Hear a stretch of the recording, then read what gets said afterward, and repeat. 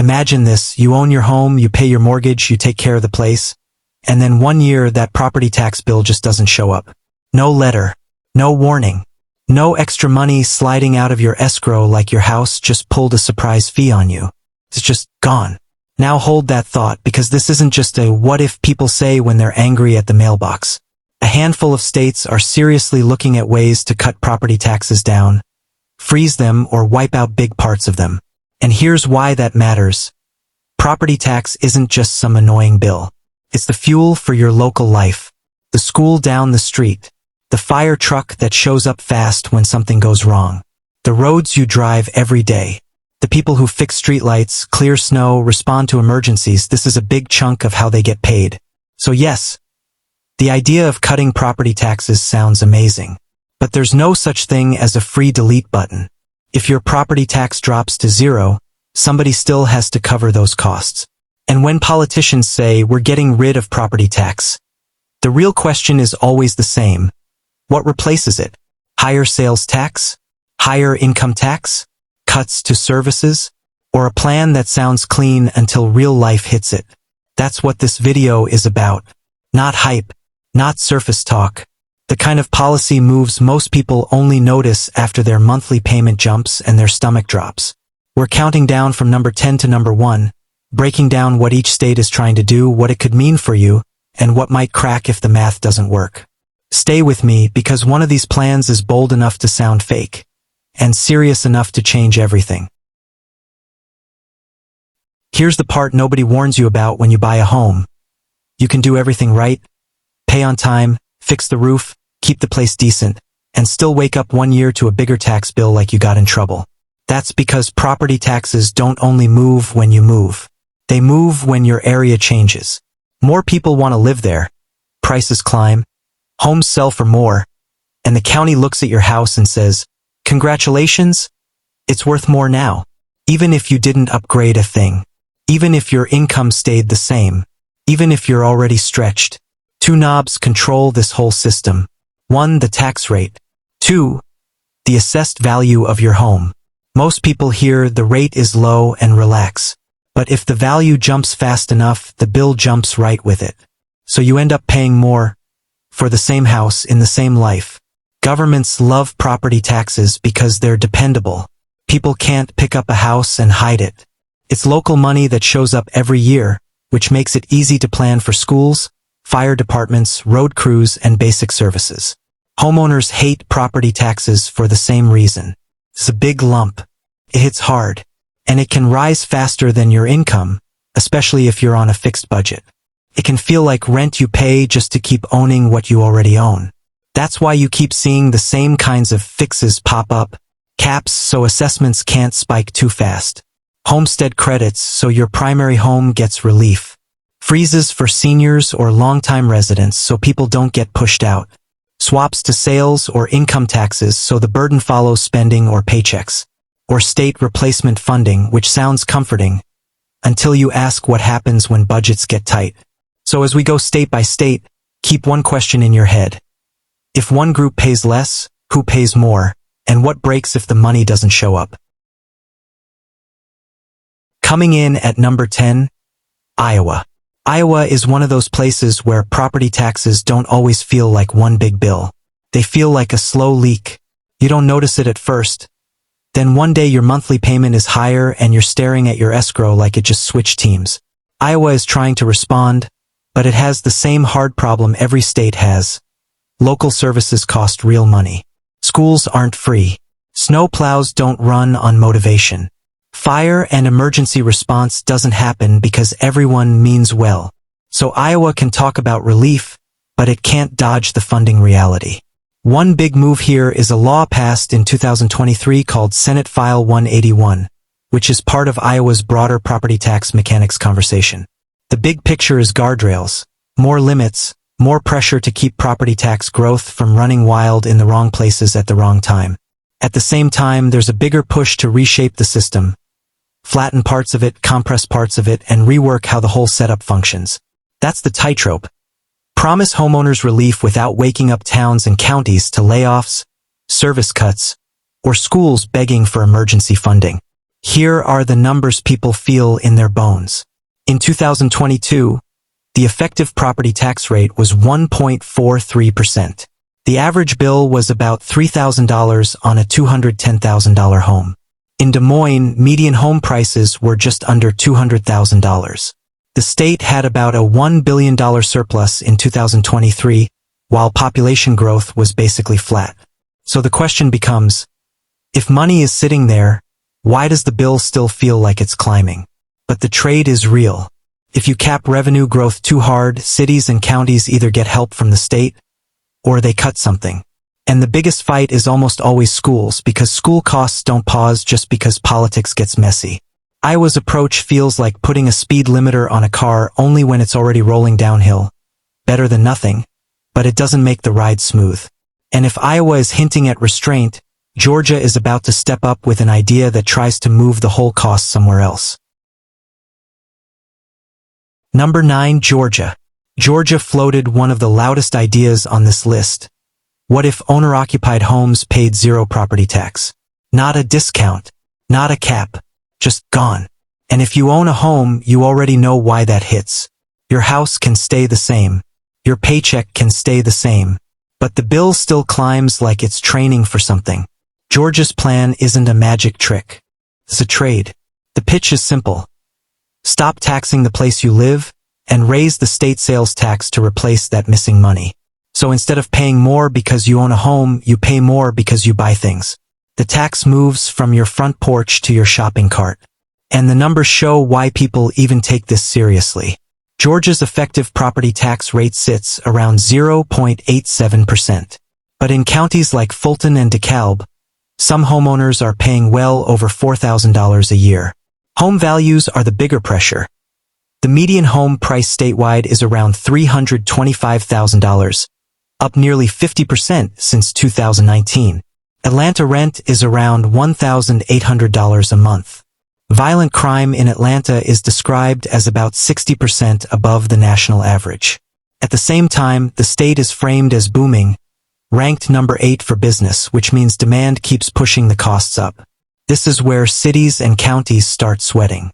Property taxes fund the boring stuff that becomes very exciting when it breaks: schools, fire, road repair, basic services. If the swap doesn't replace the money cleanly, something gets shorted. And sales tax doesn't care if you own a home. Renters pay it too.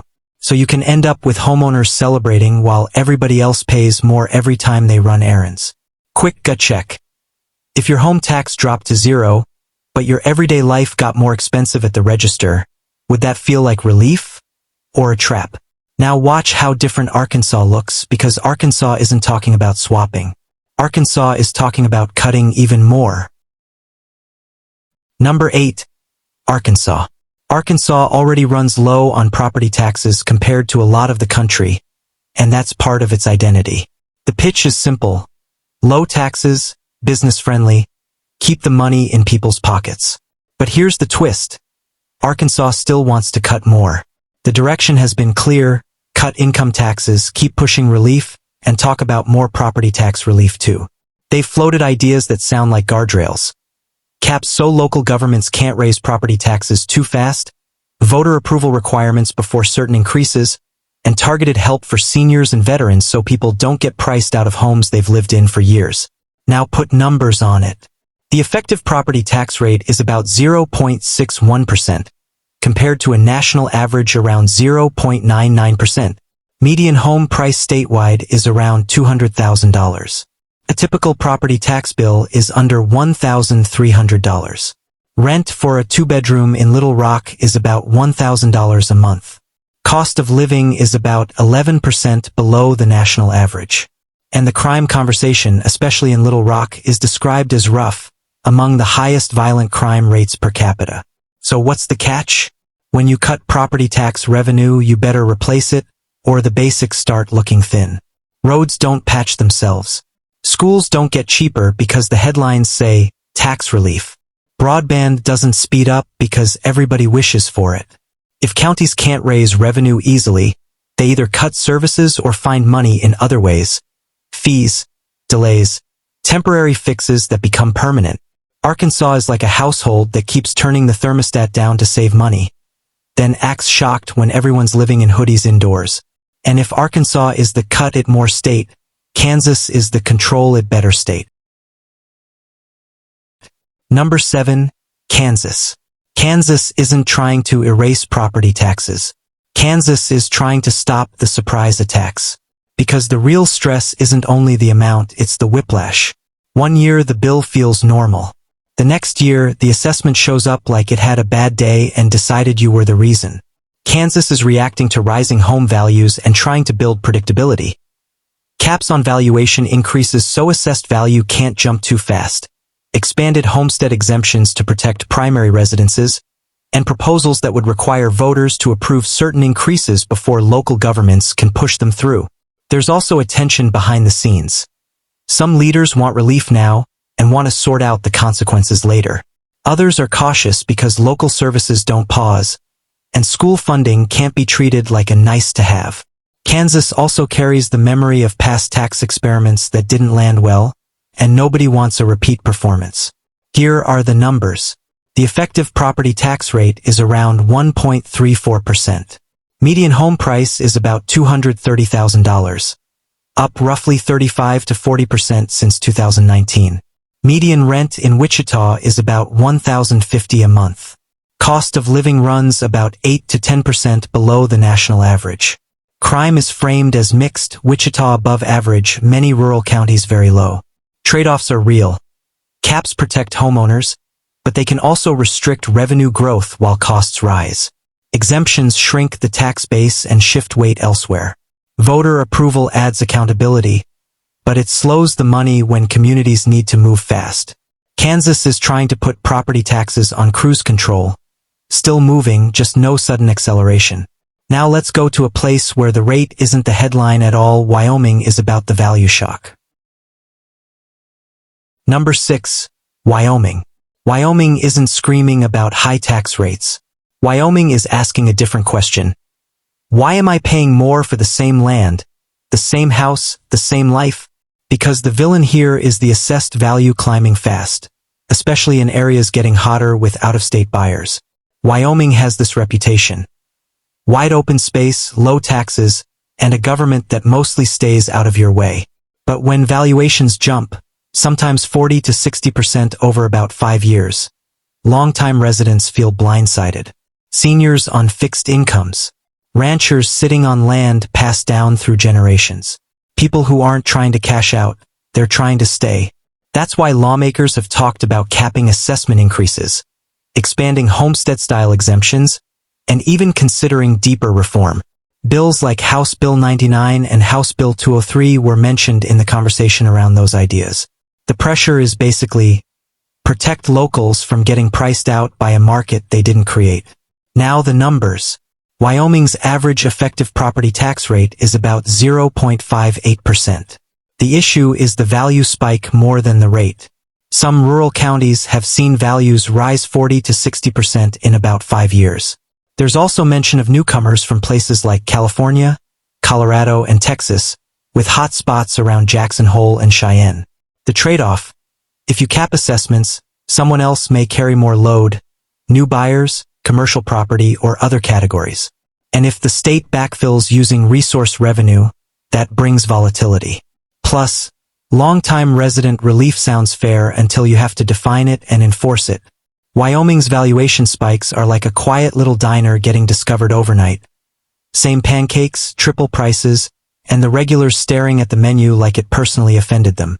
And after Wyoming's value shock story, Pennsylvania shifts the fight to the biggest expense line of all, school property taxes. Number 5, Pennsylvania. Pennsylvania keeps coming back to the same raw question. Why are we paying for schools through the roof over our heads? Because in a lot of districts, the school portion of the property tax isn't a little add-on. It's the heavy part of the bill. And for people who've lived in the same home for years, especially on a fixed income, it can feel like the state is charging you extra for the crime of staying put. So the big idea returns again. Wipe out school property taxes statewide, then fund schools through statewide taxes instead. The proposal on the table is House Bill 13 from 2023. On paper, it's a clean swap. Eliminate school property taxes, raise the statewide sales tax from 6% to 7%, and add a statewide earned income tax surcharge of 1.85%. School property tax bills are described as roughly $3,000 to $5,000 per year depending on the district. Pennsylvania is framed as ranking 9th for the highest effective property tax rates. Median home price is around $260,000. Income tax is a flat 3.07% right now, and this plan would stack an extra surcharge on top.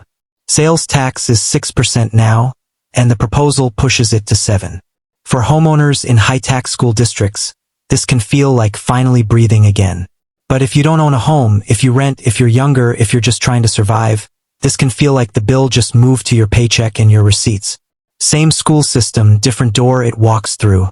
And once the money becomes statewide, every county starts doing the same math. Are we paying in more than we get back? That's where the fairness fight turns into a full zip code war.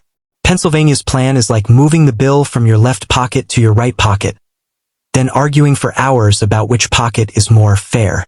Now watch Ohio, because Ohio isn't doing one big swap. Ohio is trying to untangle a system that feels like it was built to confuse everybody on purpose.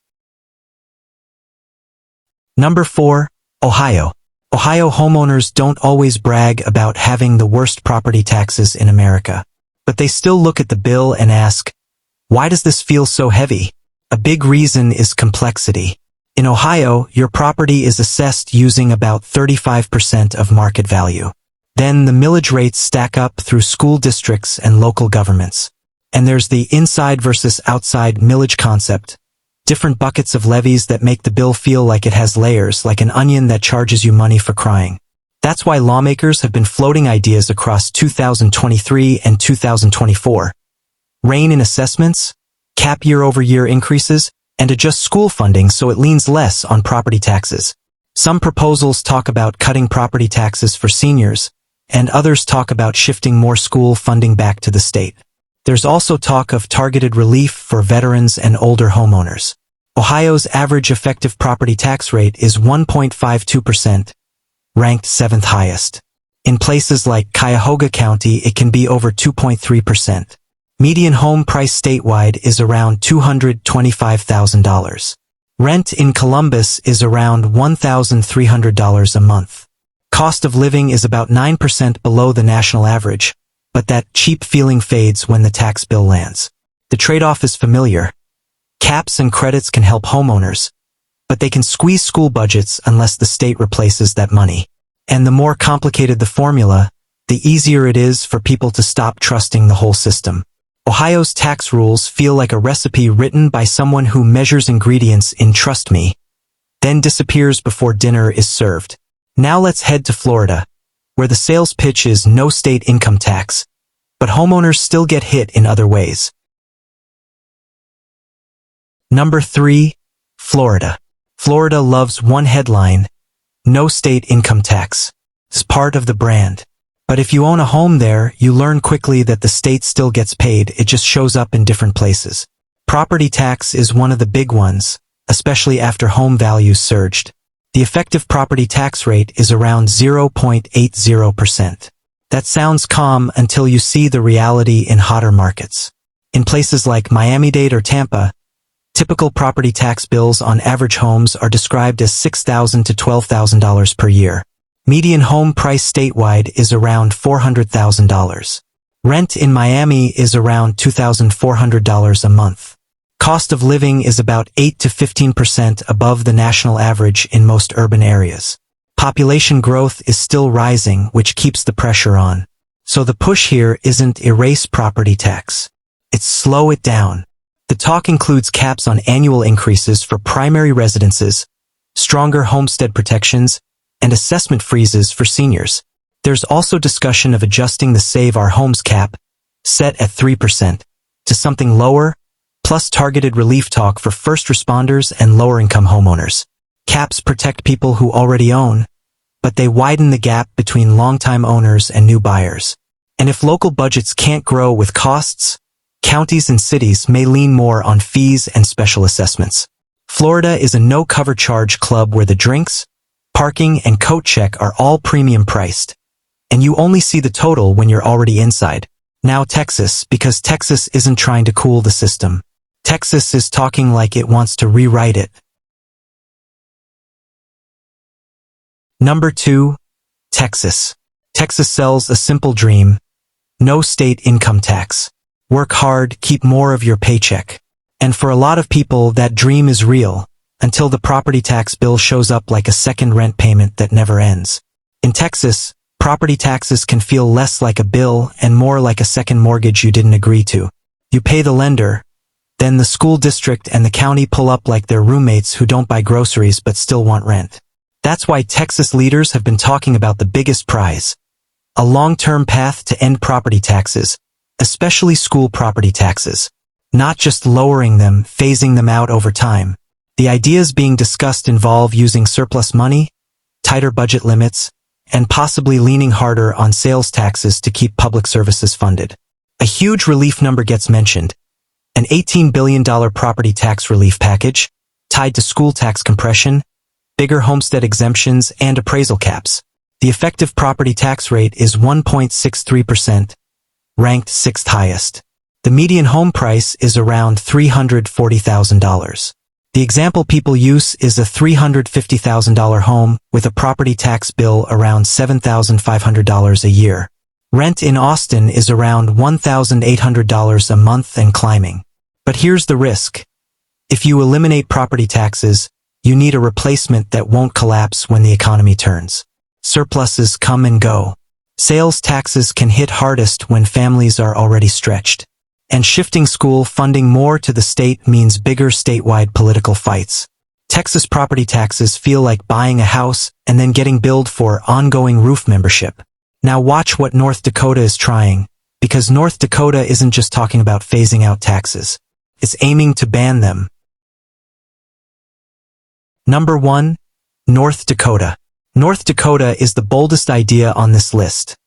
Abolish property taxes completely and replace the money with state replacement payments. Not a cap. Not a discount. A full wipe. The plan is described as a constitutional level move.